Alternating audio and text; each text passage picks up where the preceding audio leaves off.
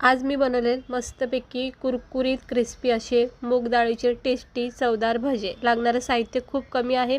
1 वाटी मूग डाळ भिजत वाटून घ्यायची, लसूण मिरची टाकून वाटण करून घ्यायचं। त्यानंतर बारीक चिरलेला कांदा, थोडीशी कोथिंबीर, थोडीशी हळद, थोडा गरम मसाला, थोडा धना पावडर, थोडं लाल तिखट, थोडेसे जिरे टाकायचे आणि 2 चमचे तांदळाचं पीठ, 2 चमचे बेसन पीठ टाकायचं।